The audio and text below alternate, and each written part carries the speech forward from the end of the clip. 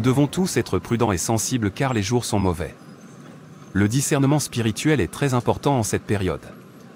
Si vous ne cultivez pas le discernement, vous pourriez avoir des problèmes. Le discernement, c'est la capacité à apprécier avec justesse et clairvoyance une situation et des faits. Sur le plan chrétien, l'on peut dire que discerner, c'est la capacité d'apprécier avec justesse et clairvoyance ce qui est de Dieu et ce qui n'est pas de Dieu, afin d'agir en connaissance de cause et de manière éclairée. J'ai mis devant toi la vie et la mort, la bénédiction et la malédiction. Choisis la vie, afin que tu vives, toi et ta postérité. Deutéronome 30, 19. Quand tout semble aller pour le mieux, mais que ton esprit n'est pas d'accord. S'il te plaît, arrête. Dieu essaie de te dire quelque chose. Le discernement spirituel est une clé essentielle pour te soustraire du mal. Cela vous permettra de devancer le diable et vos ennemis silencieux. Le discernement vous aidera à savoir quand dire oui ou quand dire non. Cela vous aidera à savoir si quelque chose est de Dieu ou est du diable. C'est un nouveau jour. Un autre jour pour sortir et déposer des demandes d'emploi. Nous nous débattons tous les jours et cette année, mon amie Rachel et moi devons trouver un travail. Au nom de Jésus, Amen. Père, je te fais confiance pour un travail et j'ai aussi confiance en toi pour tous les autres projets que j'ai dans ma vie. Je ne sais pas comment tu vas t'y prendre, mais je crois que tu peux et que tu vas le faire. Ta parole dit tout ce que nous demandons en ton nom, tu nous entends ? 1 Jean 5 versets 14 à 15. Nous avons auprès de lui cette assurance, si nous demandons quelque chose conformément à sa volonté, il nous écoute. Et si nous savons qu'il nous écoute, quelle que soit notre demande, nous savons que nous possédons ce que nous lui avons demandé. Je te supplie d'exaucer mes supplications, au nom de Jésus, Amen. Entre Rachel. Je sais que c'est toi. Comment savais-tu que c'était moi qui frappais à la porte ? Devine quoi ? Mon cousin a appelé pour dire que son entreprise recrutait. Nous n'avons pas besoin d'une recherche d'emploi aujourd'hui. Il m'a dit de postuler et d'envoyer mon CV à cette adresse email. Dois-je également postuler ou tu vas envoyer le tien en premier ? Mais ne te sens pas mal si j'ai le poste et que tu ne l'as pas. Mon cousin prévoit de parler à son patron en mon nom. Ce ne serait pas un problème. Tu sais, nous sommes sœurs, et je prie pour que nous trouvions toutes les deux un travail cette année. S'il peut le faire pour toi, je serai tellement heureuse.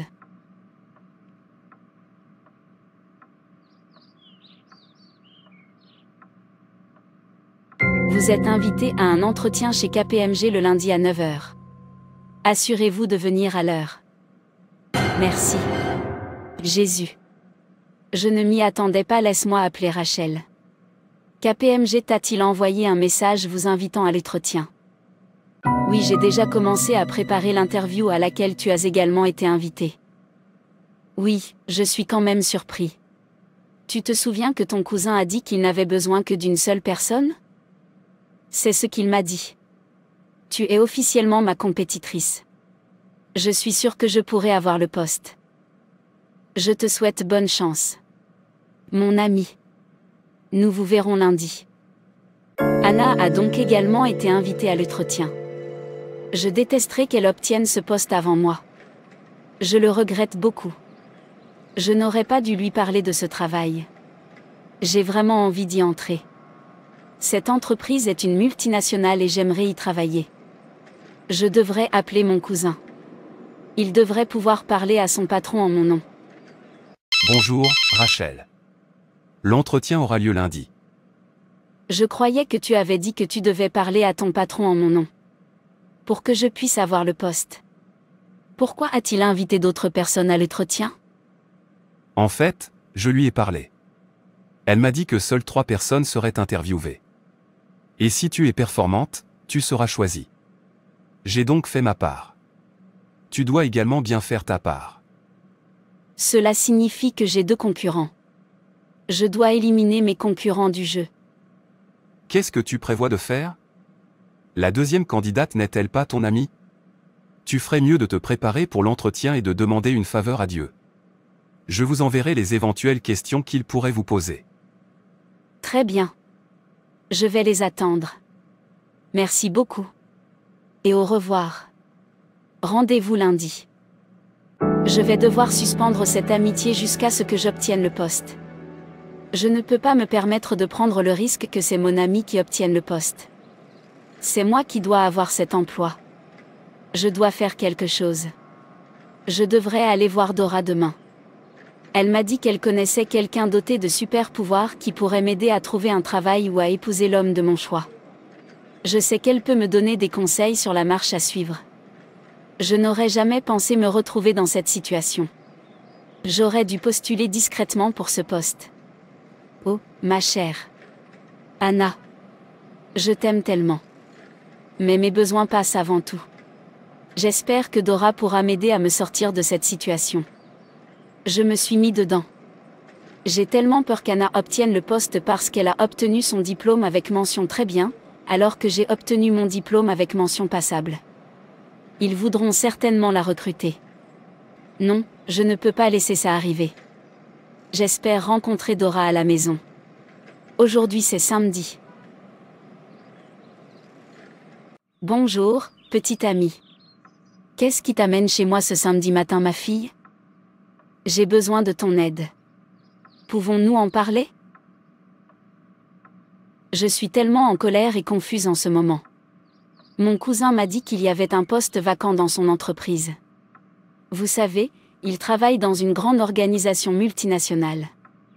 J'en ai parlé à mon amie Anna et nous avons toutes les deux postulé. Mon problème maintenant, c'est que 3 personnes ont été invitées à l'entretien. Moi, Anna et une autre personne. Et ils n'ont besoin que d'une seule personne. Je veux être celle qui obtienne le poste. Je veux que mon nom soit présélectionné. Tu sais, Anna a obtenu son diplôme avec mention très bien, et est très intelligente.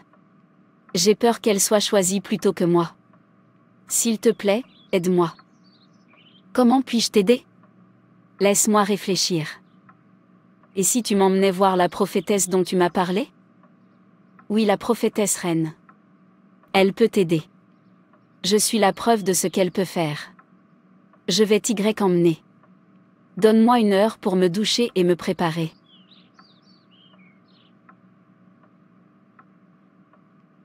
Quand nous y serons, assure-toi d'écouter attentivement ce que dira la prophète reine. C'est très simple. Fais juste ce qu'elle dit et le travail t'appartiendra.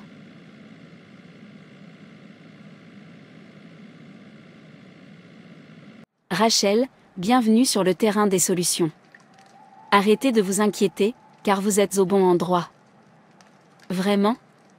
Et comment avez-vous connu mon nom? Et si je te disais que je sais pourquoi tu es là? Le Dieu que je sers me l'a déjà révélé.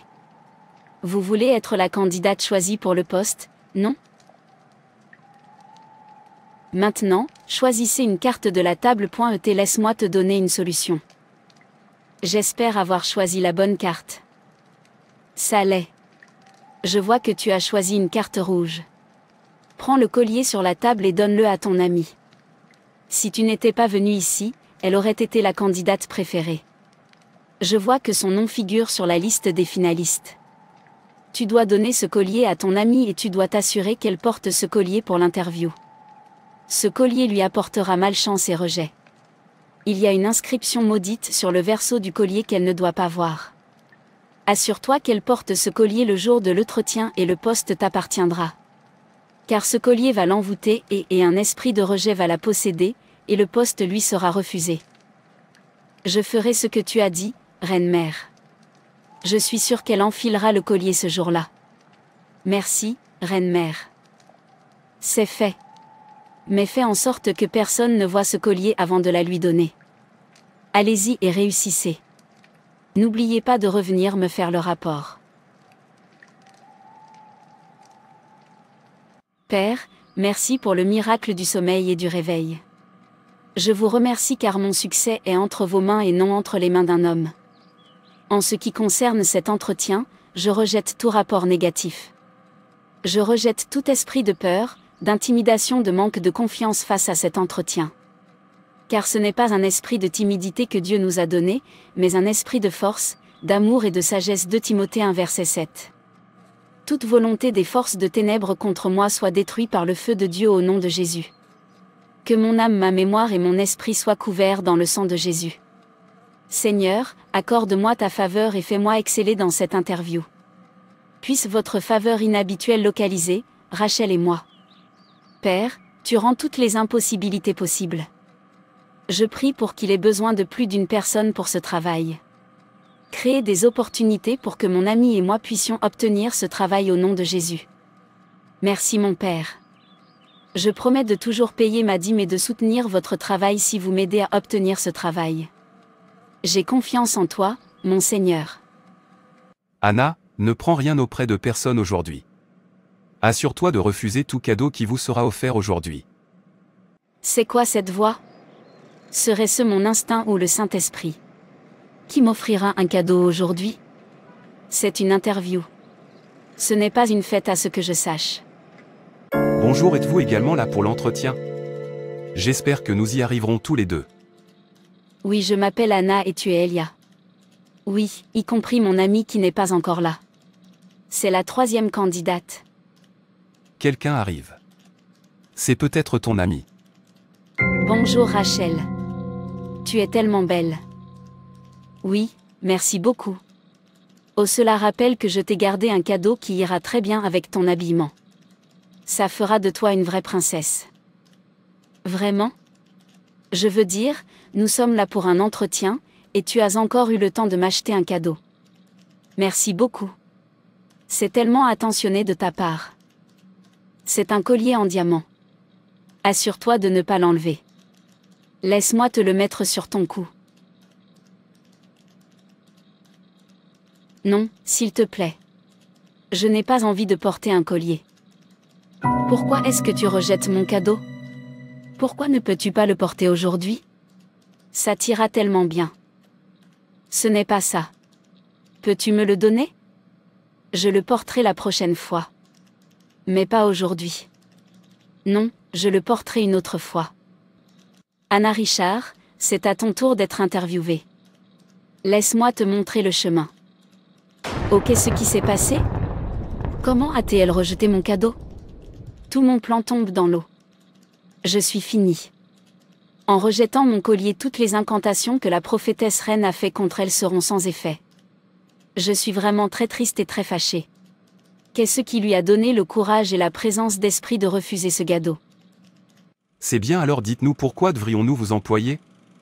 Je m'appelle Anna et je suis comptable agréée. La comptabilité dans une organisation est très importante. Plus encore dans une multinationale comme la vôtre, où il faut travailler avec des personnes de plusieurs milieux socio-culturels et pluridisciplinaires. Je mettrai la comptabilité de l'entreprise au niveau le plus élevé de performance pour un plus grand rayonnement de votre multinationale.